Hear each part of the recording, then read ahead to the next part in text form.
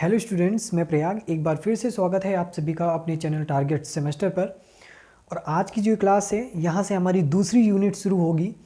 इससे पहले हम लोगों ने पहली यूनिट कंप्लीट कर ली है, लेकिन कल किसी कारणवश हम आपकी क्लास नहीं ले सके थे और आज हमारी दूसरी यूनिट शुरू हो रही है, जिसका नाम है जो राजनीति विज्ञान है, उस विज्ञान के अध्ययन के दृष्टिकोण क्या है, यानी राजनीति विज्ञान के अध्ययन के क्या दृष्टिकोण हैं, इन पर है।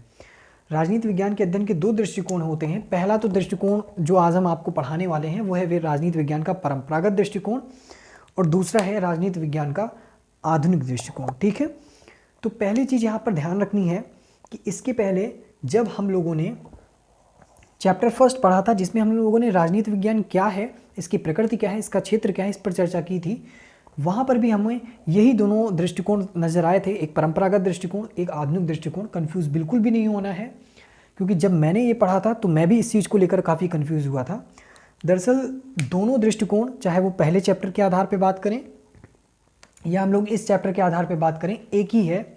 लेकिन यहाँ पर आपको बहुत ही डिटेल से समझना है, वहाँ पर बस आपको राजनीति विज्ञान क्या है इस संदर्भ में समझाया गया था। लेकिन यहाँ पर अगर हमें डिटेल से समझना है तो हर एक वर्ड को यहाँ पर समझना पड़ेगा बहुत अच्छे से, तभी ये पूरी जो दृष्टिकोण है, अप्रोच है आपकी क्लियर होगी, क्योंकि यहाँ पर सब शब्दों का ही खेल है। तो चलिए शुरू करते हैं। तो पहला जो हमारे सामने शब्द है वो यही है जिसका हम लोग अध्ययन कर रहे हैं, राजनीति विज्ञान। ठीक है, तो यहाँ पर जो खेल है वो सब शब्द का लेकर है। नाम मतलब राजनीति विज्ञान के नाम को लेकर ही यहाँ पर काफ़ी मतभेद हुआ है। अगर इसको समझ लिया तो परंपरागत दृष्टिकोण समझिए, सारा समझ लिया। देखिए, जिस विषय का हम अध्ययन कर रहे हैं वो विषय है राजनीति विज्ञान, यानी राजनीति प्लस विज्ञान। ठीक है, लेकिन क्या हुआ कि राजनीति जो शब्द है वो दो शब्दों से बना है, दो यूनानी शब्द हैं वो, एक है पॉलिस और दूसरा है पॉलिटिकस। ठीक है, मैं लिख दे रहा हूँ, एक है पॉलिस और पॉलिटिकस। ठीक है, ये दो यूनानी शब्द हैं, इन दो यूनानी शब्दों से मिलकर बना है आपका राजनीति। ठीक है, अब एक चीज़ यहाँ पर समझनी है कि हमने बोला ये जो राजनीति विज्ञान है इसका हम लोग अध्ययन कर रहे हैं। विवाद इसी पर है कि इसके पहले कई नाम यहाँ पर प्रोवाइड कराए गए, इसके लिए कई नाम यहाँ पर बताए गए। पहला नाम, यहाँ पर कई दार्शनिक हैं जिस बात का समर्थन करते हैं इस राजनीति विज्ञान को राजनीति कहने में, और दूसरे जो विद्वान हैं इसको यहाँ पर राजनीतिक दर्शन कहते हैं, राजनीतिक दर्शन। किसी ने इसका नाम राजनीति दिया, किसी ने इसको राजनीति दर्शन कहा। दरअसल क्या है कि जो राजनीति है, नगर राज्यों की बात करें तो अरस्तु की नगर राज्य की जो व्यवस्था थी उसके आधार पर राजनीति शब्द का यहाँ पर अभ्युदय होता है। इसको लेकर के कई लोगों ने इसका पक्ष किया है, और राजनीति में हम देखते हैं कि दो मुद्दे आते थे। जो अरस्तु ने राजनीति की बात कही है उसमें दो मुद्दे आते थे। यहाँ पर पहला था राज्य और सरकार। राज्य और सरकार, यहाँ पर जो अध्ययन किया जाता था वो राज्य सरकार का किया जाता था। और दूसरी बात यहीं अरस्तु की राजनीति में आती है, जो था नागरिक जीवन के बारे में। ठीक है, बहुत अच्छे से, बहुत ध्यान से समझने का प्रयास करना है, तभी चीज़ें क्लियर होंगी। राइटिंग बहुत गंदी बन रही है, बट आई होप कि मैं बोल रहा हूँ तो चीज़ें समझ में आ रही होंगी। जो अरस्तु ने राजनीति की शुरुआत की, राजनीति शब्द दिया, इसमें से राज्य सरकार और नागरिक जीवन का जो यहाँ पर जितने भी पक्ष होते हैं उनको मिला करके ये राजनीति शब्द निकला। लेकिन यहाँ पर कंट्रोवर्सी क्या हुई इसको लेकर के कि इन्होंने जिस राजनीति की बात की थी वो राजनीति एक प्रकार से व्यवहारिक राजनीति में आता था, लेकिन इसके विपरीत हम देखते हैं कि यहाँ पर आप एक नाम देखेंगे, इनका नाम फ्रेडरिक पोलक।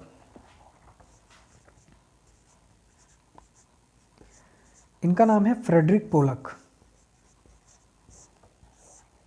इन्होंने इस बात की यहाँ पर व्याख्या की कि जो राजनीति है उसको हम दो भागों में बांट सकते हैं। मामला यहीं से पूरा शुरू होता है। दो कौन से भाग हो सकते हैं? पहला है सैद्धांतिक,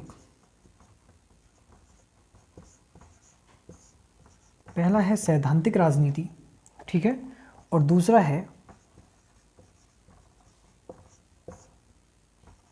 व्यवहारिक राजनीति। पहला है सैद्धांतिक राजनीति और दूसरा है व्यवहारिक राजनीति।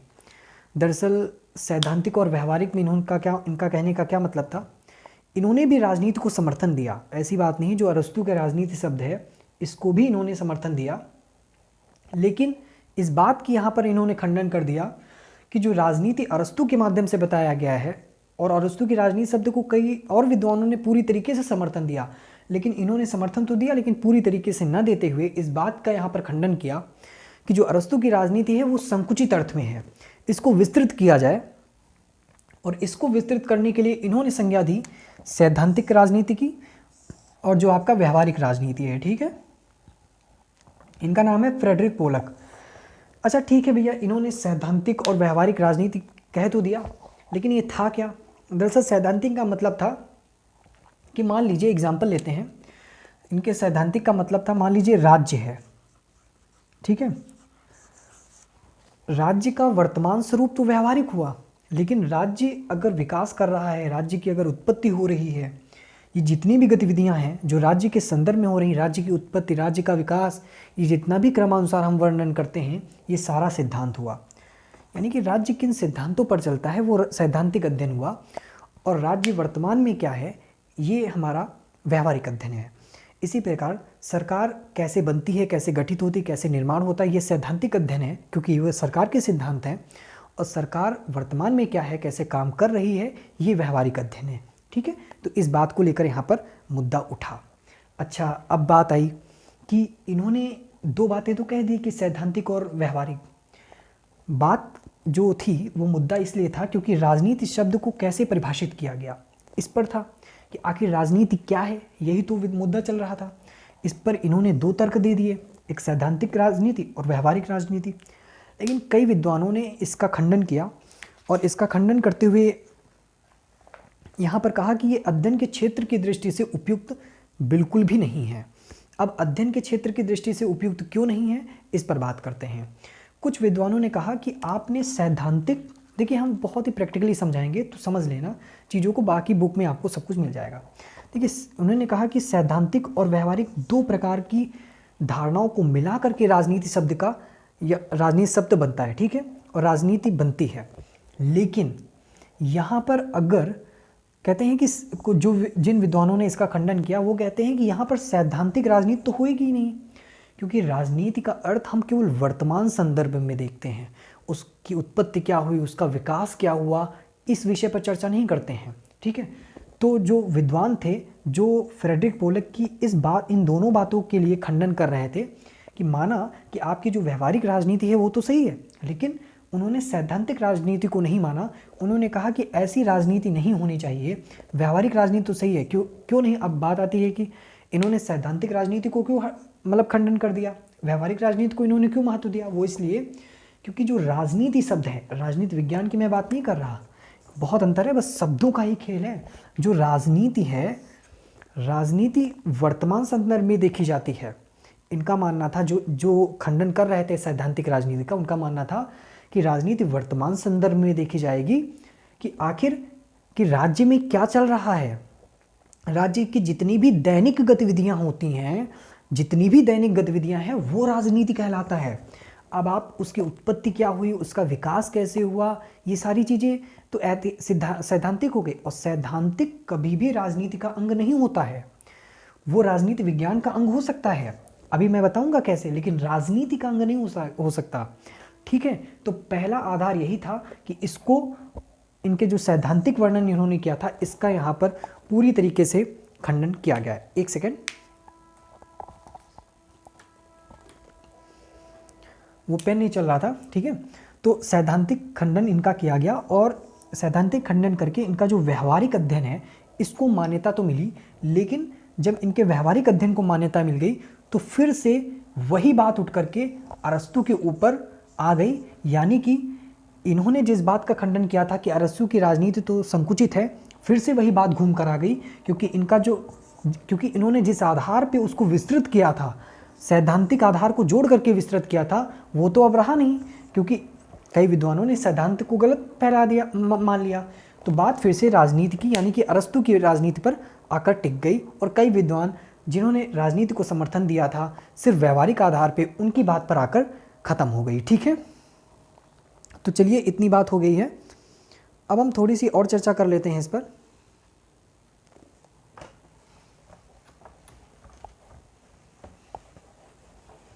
क्योंकि जितना भी खेल है वो सारा यहाँ पर शब्दों का ही खेल है, और अगर आप लोग समझ गए तो अच्छी बात है।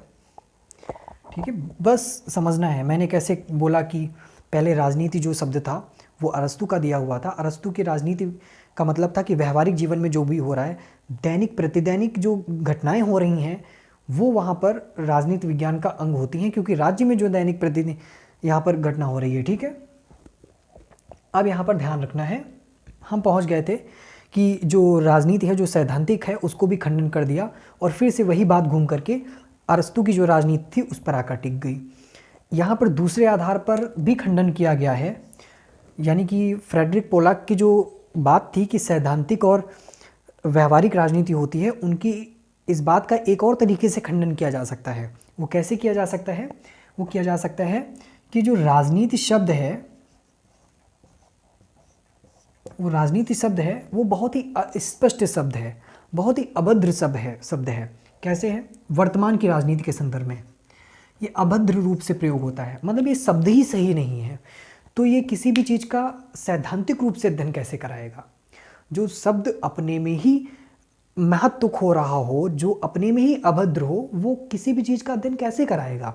इसका प्रयोग गलत चीज़ों में भी हो सकता है। मान लो कहते हैं कि वो फला आदमी है, वो बहुत राजनीति करता है, मतलब लोग इसका गलत नकारात्मक प्रभाव इसका जो पड़ता है लोगों पर, मतलब कहते नहीं कि वहाँ पे राजनीति हो रही है, कि भारत देश में आजकल भैया बहुत राजनीति होती है, हम इसमें नहीं पढ़ेंगे। कहते हैं लोग कहते हैं कि राजनीति बड़ी गंदी है।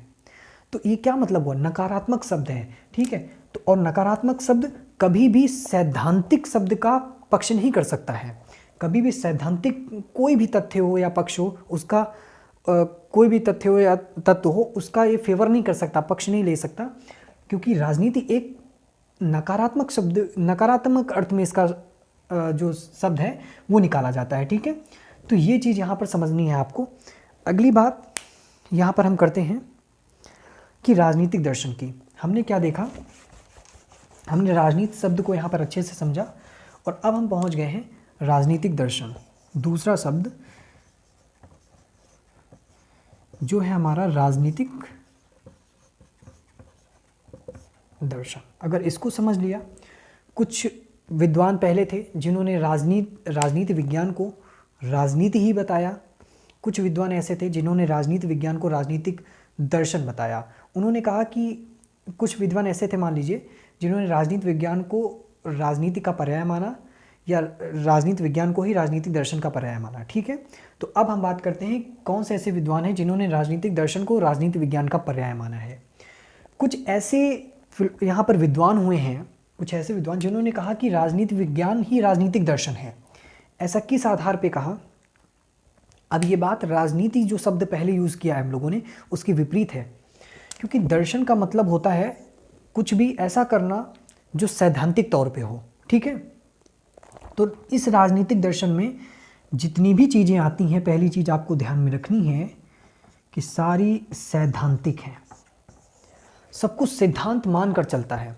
उत्पत्ति, विकास, वर्तमान में क्या हो रहा कोई मतलब नहीं। दर्शन का मतलब क्या होता है? कहते नहीं दार्शनिक राजा, मतलब एक ऐसा राजा जो दार्शनिक हो।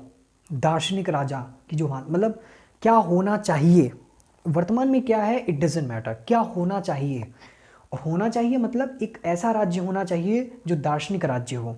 ठीक है, मतलब एक ऐसी उत्पत्ति की श्रेणी, एक ऐसी विकास की श्रेणी जो राज्य का निर्माण कर सके। ठीक है, उससे नहीं मतलब है कि वर्तमान में दैनिक गतिविधियां क्या हो रही हैं राजनीति की, ये चीज़ें मतलब नहीं है।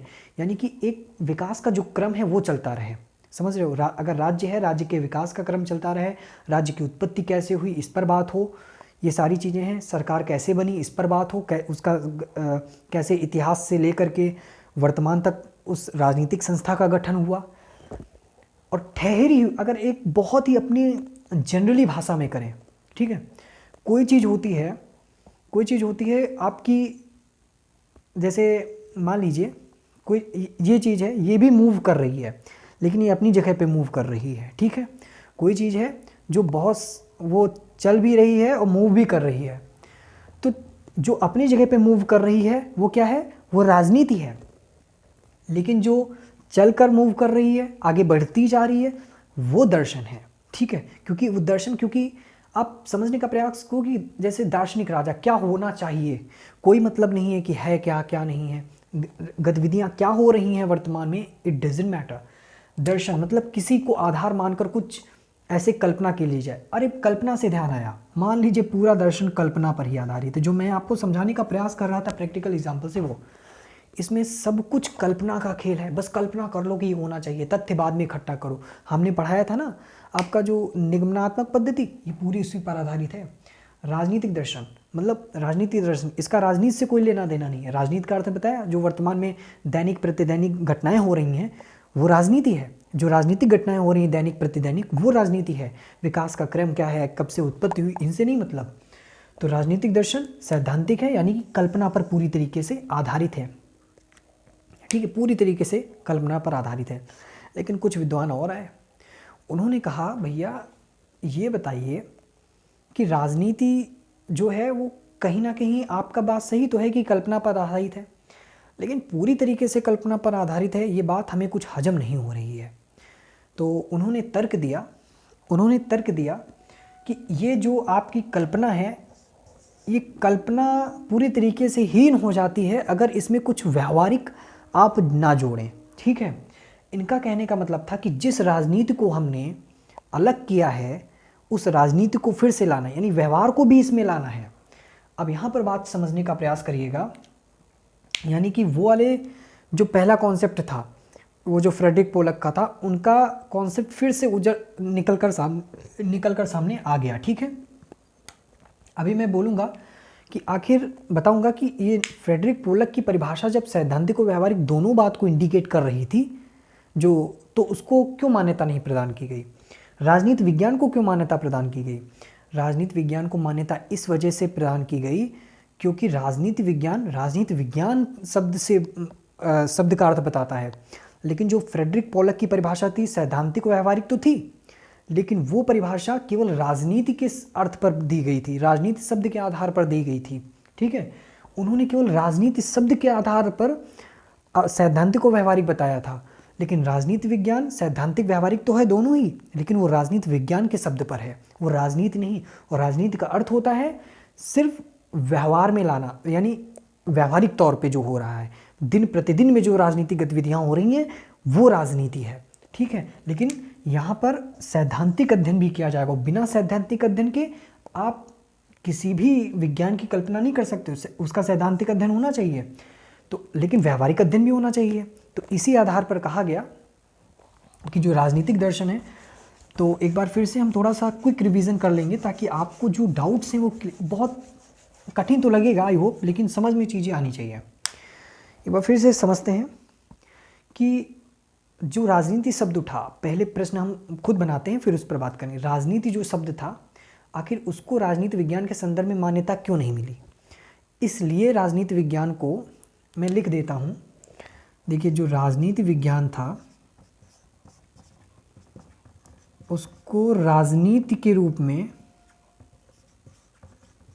मान्यता क्यों नहीं मिली, वो इसलिए नहीं मिली, इसके बराबर इसलिए नहीं है क्योंकि ये व्यावहारिक है,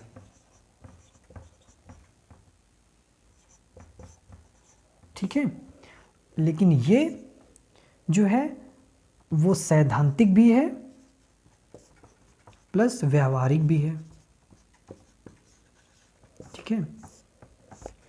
अब आप कहेंगे, फिर से वही बात मैं रिपीट कर रहा हूँ कि जब ये राजनीति विज्ञान सैद्धांतिक और व्यावहारिक दोनों है, तो फ्रेडरिक पोलक ने जब सैद्धांतिक व्यावहारिक दोनों का विस्तारित अर्थ प्रस्तुत किया था, तो उनकी परिभाषा, उनकी बात को सही क्यों नहीं माना गया। वो इसलिए नहीं माना गया क्योंकि उन्होंने राजनीति विज्ञान शब्द को आधार मान करके सैद्धांतिक और व्यावहारिक दृष्टिकोण ही प्रतिपादित किया था। उन्होंने राजनीति शब्द को मान करके सैद्धांतिक को व्यवहारिक प्रतिपादित किया था, बल्कि राजनीति तो सिर्फ व्यवहारिक ही होता है, तो सैद्धांतिक कैसे हो सकता है, ये मैटर है पूरा। फिर उसके बाद जो राजनीतिक दर्शन था, यहाँ पर मैं लिखे दे रहा हूँ तो चीज़ें क्लियर ही होंगी आपके अच्छे से। राजनीतिक दर्शन, ठीक है, और इधर आप लिख लो राजनीति विज्ञान। आखिर ये जो कॉन्सेप्ट था कि राजनीति विज्ञान बराबर मतलब राजनीति विज्ञान राजनीतिक दर्शन है, इस बात को मान्यता क्यों नहीं मिली? इस बात को मान्यता इसलिए नहीं मिली क्योंकि राजनीति विज्ञान तो आपको पता है ना कि सैद्धांतिक और व्यवहारिक दोनों चीज़ों का अध्ययन करता है, लेकिन राजनीतिक दर्शन सिर्फ सैद्धांतिक चीज़ों का अध्ययन करता है, वो व्यवहार में आता ही नहीं है। यही कारण था कि जब हर एक शब्द का अपना अर्थ था, इसी वजह से कहा गया राजनीति विज्ञान ही एक ऐसा शब्द है जो राजनीति को भी जो सिद्धांत को भी अध्ययन करेगा और व्यवहार का भी अध्ययन करेगा। समझ रहे हैं आप? तो ये पूरी घटना थी।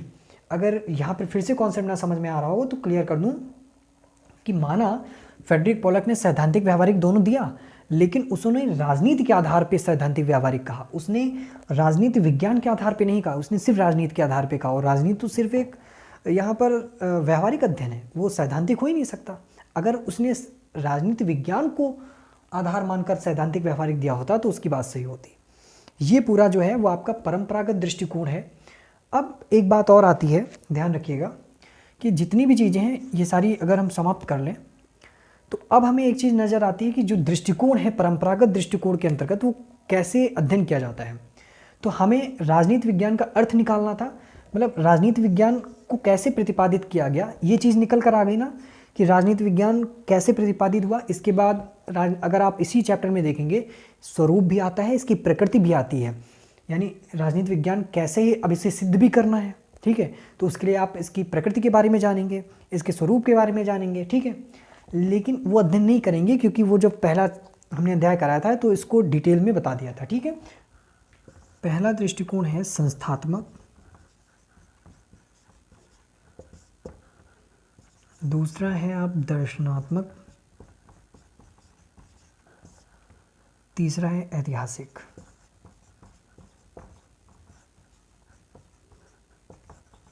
सारी चीज़ें एक दूसरे से इंटरलिंक है।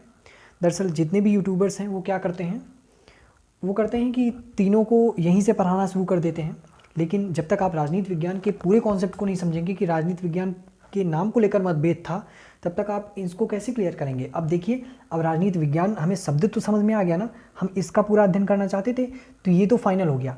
आप कंफर्मेशन चाहिए ना, तो ये तो फाइनल हो गया। अब कंफर्मेशन इसकी चाहिए कि परंपरागत दृष्टिकोण कैसा है। तो देखिए, संस्थात्मक क्यों कहते हैं, क्योंकि राजनीति विज्ञान की अगर परिभाषा देखें परंपरागत दृष्टिकोणों के आधार पर तो कहा जाता है कि राजनीति विज्ञान सरकार और राज्य और सरकार का अध्ययन है, ठीक है। लेकिन राज्य और सरकार यहाँ पर क्या है, संस्थाएं हैं, ठीक है। इसी वजह से इसका अध्ययन किया जाता है, ठीक है। परंपरागत दृष्टिकोण में संस्थात्मक दृष्टिकोण का अध्ययन किया जाता है क्योंकि राजनीति विज्ञान की परिभाषा कहती है परंपरागत दृष्टिकोण के आधार पे कि जो राज्य है वो जो राजनीति विज्ञान है वो राज्य और सरकार का अध्ययन है, ठीक है। और राज्य सरकार संस्थात्मक होते हैं, इस वजह से संस्थात्मक हुआ। अच्छा, दर्शनात्मक क्यों है? दर्शनात्मक इस वजह से है कि राजनीति विज्ञान का जो राज्य और संस्थाएं हैं होती हैं जितनी भी, वो विकास का परिणाम होती हैं, ना कि वह खुद ही उदित होती हैं या उनका निर्माण होता है। उनका निर्माण नहीं होता है, वो एक विकास का परिणाम होती हैं, इसी वजह से इसको दर्शनात्मक कहा जाता है। अच्छा, ऐतिहासिक क्यों होती हैं? ऐतिहासिक इसलिए होती हैं क्योंकि बिना इतिहास में झांक करके उसके आधार पे एक पथ प्रदर्शक के रूप में ये संस्थाएं काम कर सकती हैं अथवा नहीं कर सकती हैं, इस बात की पुष्टि इतिहास ही करता है। कैसे? मान लीजिए इतिहास में कोई घटना होती है तो उस आधार पर क्या वो संस्था आने वाले समय में सही तरीके से काम करेगी नहीं करेगी, उस घटना से सीख लेते हुए वो उसी हिसाब से आगे बढ़ती है और उसके आगे बढ़ने का जो क्रम होता है वही दर्शनात्मक रूप से हमें पेश आता है कि हाँ, अब ये संस्था ऐसे घटना घटित हो चुकी, अब ये संस्था ऐसे ना होकर के ऐसे होनी चाहिए, ठीक है। तो ऐसी होनी चाहिए मतलब दर्शनात्मक पक्ष ऐड हो गया। तो तीनों चीज़ें एक दूसरे से इंटरलिंक हैं। बात करते हैं संस्थात्मक, तो संस्थात्मक में ही पूरा यहाँ पर टिका हुआ है मामला कि संस्थात्मक, क्योंकि राजनीति विज्ञान में राज्य और सरकार का अध्ययन किया जाता है परंपरागत दृष्टिकोण के आधार पर। तो यहाँ पर संस्थात्मक जो है राज्य और सरकारें हैं, ठीक है, और उनका अध्ययन दर्शनात्मक तरीके से भी करते हैं, ऐतिहासिक और बिना इतिहास में झांके हम कर नहीं सकते। तो ये कॉन्सेप्ट पूरा था आपका राजनीति विज्ञान के परंपरागत दृष्टिकोण का। आई होप कि अच्छे से समझ में आ गया होगा। इसके बाद हम लोग बात करेंगे आधुनिक दृष्टिकोण के बारे में। वीडियो में कमेंट करके जो बताइएगा कि वीडियो कैसी लगी आप लोगों को। कल की क्लास नहीं हो पाई थी कुछ कारणों की वजह से, लेकिन आज की जो क्लास है आई होप कि आप लोगों को अच्छी लगी होगी। अच्छी लगी है तो लाइक कर दीजिएगा। इस वीडियो को ज़्यादा से ज़्यादा आप लोग अपने फ्रेंड्स तक शेयर भी कीजिएगा। तो हमारे साथ जुड़ने के लिए आप सभी का बहुत बहुत धन्यवाद। मिलते हैं कल एक नेक्स्ट वीडियो के साथ।